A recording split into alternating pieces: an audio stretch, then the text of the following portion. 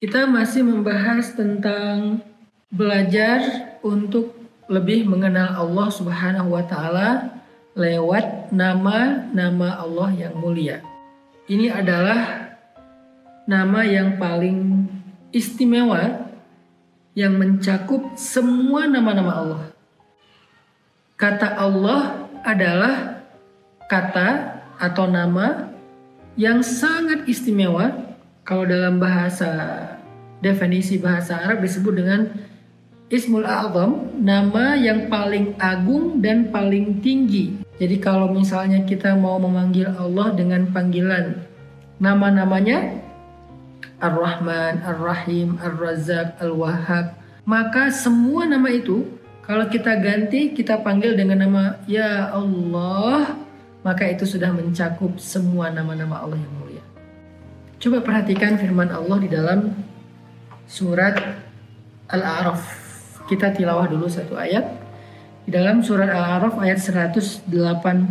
Surat ke-7 ayat 180. A'udzu billahi minasy syaithanir rajim. Bismillahirrahmanirrahim. Walillahil asma'ul husna fad'uhu biha wadharul ladzina yulhiduna fi asma'ihi sayujzawna ma kanu ya'malun. Allah punya banyak nama, Asma'ul Husna. Walaupun yang kita hafal adalah 99, tetapi kata jumhur ulama namanya lebih daripada 99 dan tidak terbatas. Tidak ada yang tahu persisnya jumlah nama-nama Allah itu berapa. Saking agungnya Allah. Ketika kalian meminta rezeki ya Razzaq, ya Wahhab, ya Fattah, kalian bisa memanggil nama itu. Ketika kalian meminta pertolongan atas kejahatan dari orang-orang yang zalim, kalian bisa mengatakan ya Jabbar, ya Aziz, ya Qahhar, dan seterusnya dan seterusnya. Kalian bisa memanggil dia dengan nama-nama manapun di antara nama-nama yang mulia itu. Fad'uhu biha. Berdoalah, mintalah pertolongan, panggillah dengan nama-nama itu. Tetapi semua nama-nama yang jumlahnya tidak terbatas itu sesungguhnya terkandung di dalam satu kata yang sangat tinggi, sangat mulia, Ismul Jalalah, yaitu kata Allah. Karena Allah Ismul A'zam, nama yang mengandung semua keagungan. Makanya kalimat Allah ini bisa kita jumpai di dalam banyak lafaz.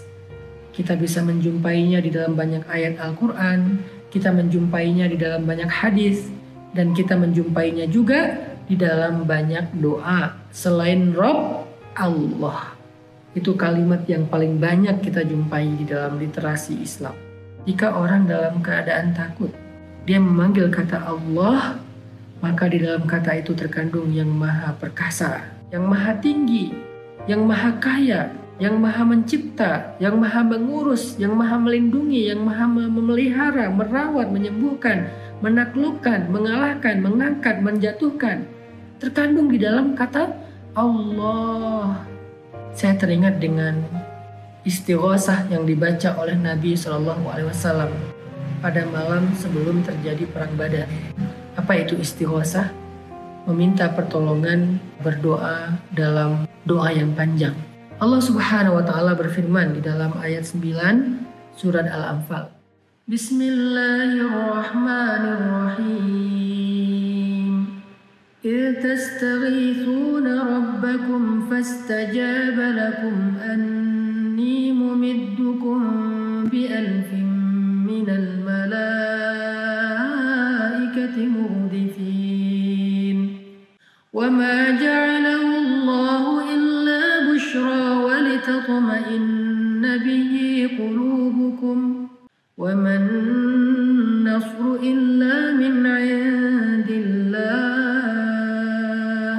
إن الله عزيز حكيم. adalah ayat tentang istighosah di dalam Al-Quran. Tastaghithun. Jadi tastaghithun artinya beristighosah terus menerus, meminta tolong kepada Allah terus menerus sepanjang malam. Redaksi dari doa Nabi Shallallahu Alaihi Wasallam malam sebelum terjadi perang Badar. Apa kata Nabi? Allahumma hadhihi Quraisy qad atat bi khuyalaiha wa fakhriha tujadilu wa tukadzib rasulak.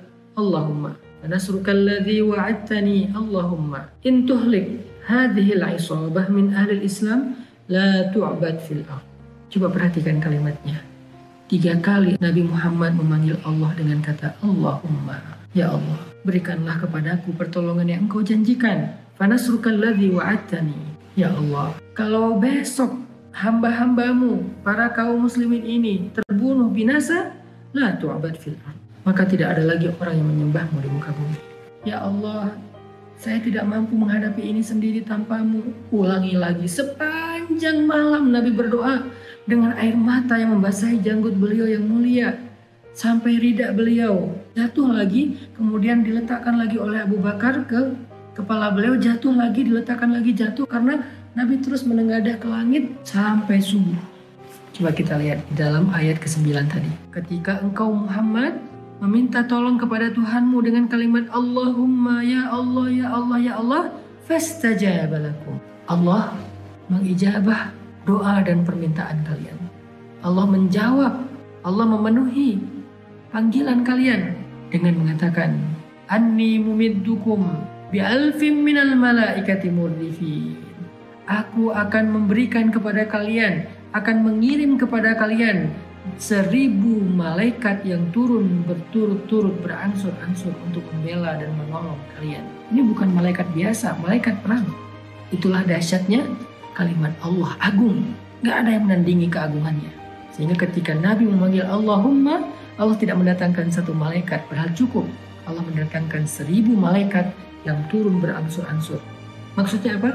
Malaikat turun dari langit yang berjumlah 1000 itu turun seperti burung yang menyambar dengan jumlah yang banyak dan berangsur-angsur berturut-turut sambung menyambung tidak putus-putus sampai selesai perang Badar. Kenapa Allah mempertontonkan itu?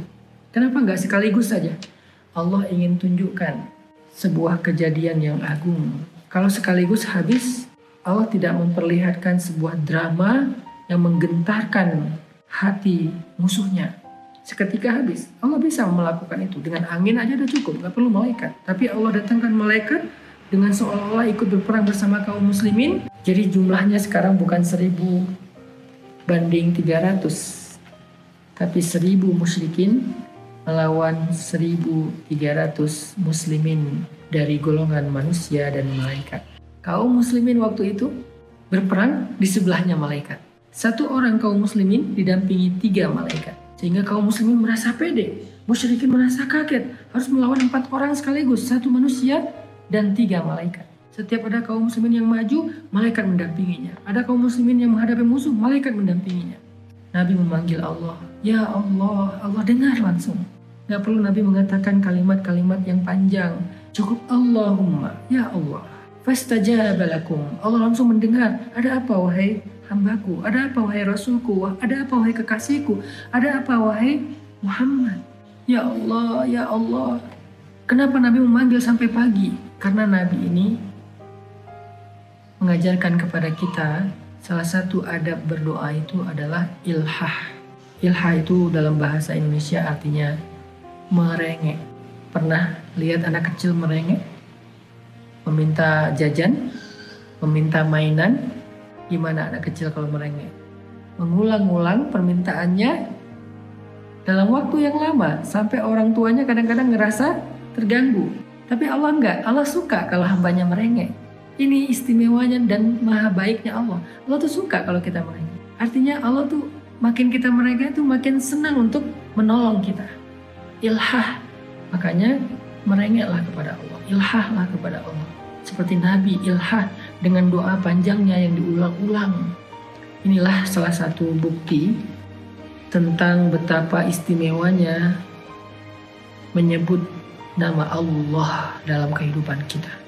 Kalau kita tahu bagaimana cara menyebut nama itu di dalam doa, di dalam kegiatan, aktivitas kita sehari-hari, kita akan melihat keajaiban-keajaiban yang dahsyat seperti yang Allah tunjukkan di dalam perang Badar dengan 1000 malaikat. Intinya adalah jangan remehkan kata Allah.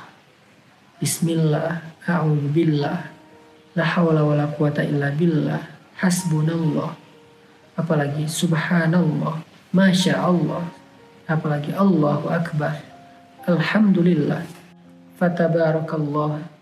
Semua yang ada kandungan kata Allah, insya Allah. Jangan remehkan kata insya Allah. Kata insya Allah itu kalimat tawakal. Insya Allah itu kalimat tawakal. Kalau kita gunakan pada tempat yang tepat, insya Allah itu akan powerful banget. Ketika saya bilang insya Allah, berarti saya melibatkan Allah, seolah-olah saya mengatakan, ya Allah, bantulah kami. Ya Allah, wujudkanlah harapan kami. Ya Allah, mudahkanlah urusan kami. Itu yang terkandung di dalam kata insya Allah. Bismillah itu bukan kalimat biasa, itu kalimat yang berat. Makanya Nabi mengatakan, segala sesuatu yang di dalamnya ada nama Allah akan diberkahi. Dan segala sesuatu yang di dalamnya tidak ada nama Allah, maka akan tercabut keberkahannya.